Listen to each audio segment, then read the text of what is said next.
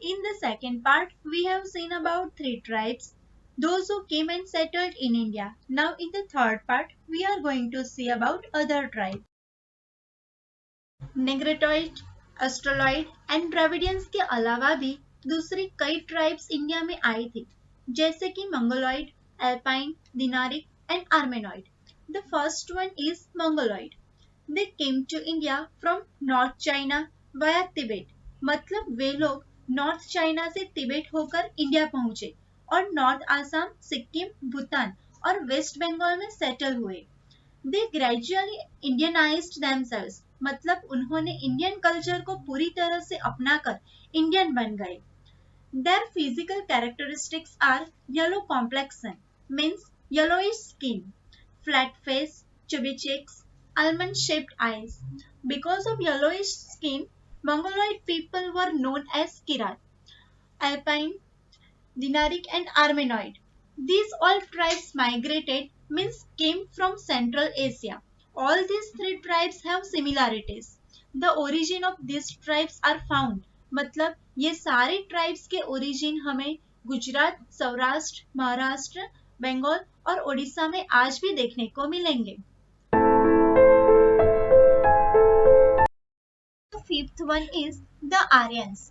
Aryan civilisation का creation Nordic Aryans ने किया था, इसलिए नॉर्डिक आर्यंस को आर्यन सिविलाइजेशन के क्रिएटर माने जाते हैं.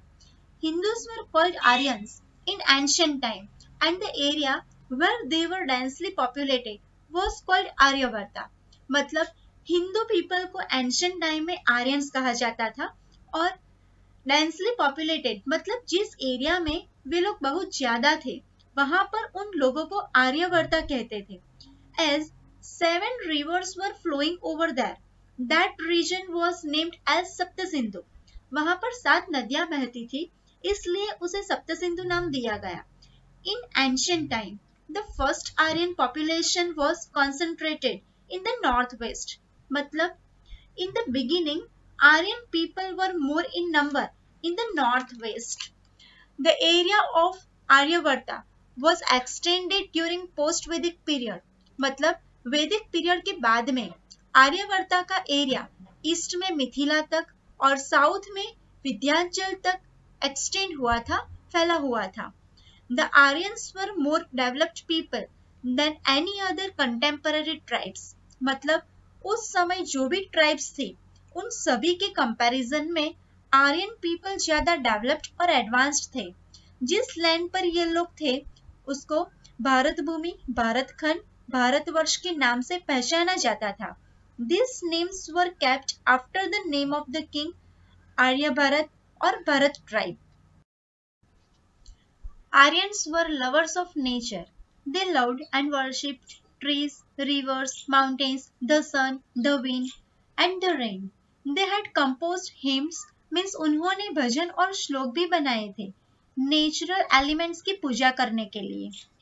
In the course of time, मतलब with the passing of the time, religious ceremonies जैसे कि recitation of Vedas, performing यज्ञ मतलब यज्ञ करना और ऐसे कई सारी एक्टिविटीज इंडिया में होने लगी थी. There was a fine amalgamation of those tribes, means ये जो भी ट्राइब्स इंडिया में आई इन सभी का इंडियन कल्चर के साथ मिक्स होने की वजह से इंडिया का कल्चर ग्लोरियस और प्रॉस्परस मतलब समृद्ध हुआ. This foreigner and Indian tribes amalgamated means mixed in such a way that they started doing intercaste marriages and slowly they lost their individual and original identity.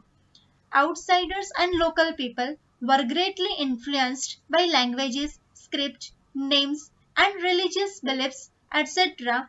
played a vital role in Indianizing these foreigners.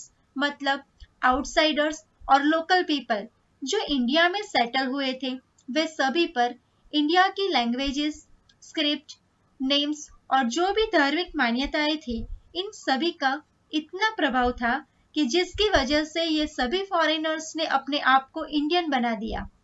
और इसी वजह से since ancient time composite culture मतलब varied culture India में create हुआ था. So, in short, we can say that in the ancient India, Because of the amalgamation and mixture of various cultures, Indian culture has become prosperous and rich. The next and the last topic is preservation and conservation of heritage. Each aspect of Indian heritage made India eye-catching, picturesque and attractive. मतलब ये rich and prosperous heritage ने India को देखने लायक और आकर्षित बना दिया है. Heritage brought glory to the nation. मतलब हेरिटेज की वजह से इंडिया फेमस बना है. India attained a leading position by protecting and preserving our heritage, and so it is our primary and pious duty. मतलब हम सब लोगों की ड्यूटी बनती है कि हम हिस्टोरिकल प्लेसेस की और हेरिटेज की रक्षा करें. In our constitution, the fundamental duties of Indian citizens are mentioned in Article 51A. उसमें only 6, 7 और 9 पॉइंट्स में कल्चरल हेरिटेज को प्रिजर्व करने की ड्यूटीज दी गई है. They are given below. 6, 7 and 9 points are given here. 6 point, to understand the importance of our harmonious culture, prosperity and to preserve it. मतलब हमारे कल्चर का इम्पोर्टेंस हमें समझना है और उसकी रक्षा करना है. 7th point, maintain the forest, tanks, rivers, ponds and the wild animals and birds along with maintaining the natural environment and to show compassion for all the living creatures. मतलब हमें सभी प्रकार के नेचुरल एलिमेंट्स के साथ साथ natural environment की रक्षा करनी है और सभी लिविंग क्रिएचर्स से दया भावना और अफेक्शन का भाव रखना है. 9th point, the protection of public property and giving up violence are also included in it. Public property की रक्षा करना और हिंसा नहीं करना ये भी उसमें इंक्लूड किया गया है. The nature has created beautiful landscapes. Nature ने ब्यूटीफुल लैंडस्केप्स क्रिएट किया है. उसके प्योरिटी, सैंक्टिटी मतलब पवित्रता, निर्मलता एंड ब्यूटी को मेंटेन करना, संभालना ये हमारी मोरल ड्यूटी है.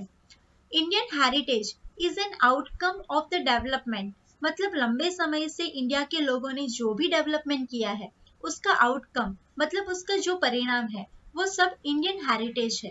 नेचर ने हमें अबंडेंट प्रॉस्पेरिटी मतलब बहुत सारी समृद्धि दी है. India achieved invaluable opportunities in all the fields for gradual development due to India peculiar natural structure. मतलब हमारे देश के ये स्पेशल नेचुरल स्ट्रक्चर की वजह से इंडिया के सभी फील्ड में इनवैल्यूएबल अपॉर्चुनिटीज मिली है जिससे हमारा ग्रेजुअल डेवलपमेंट हुआ है. So lastly we can conclude by saying that Indian heritage is a result of the development of the people in different fields like social, economical, political and cultural since ancient time. मतलब इतने सालों से social, economical, political और cultural field में जो भी development आया है उसका रिजल्ट और परिणाम जो भी मिला है वो इंडियन हेरिटेज है. This is the end of chapter 1.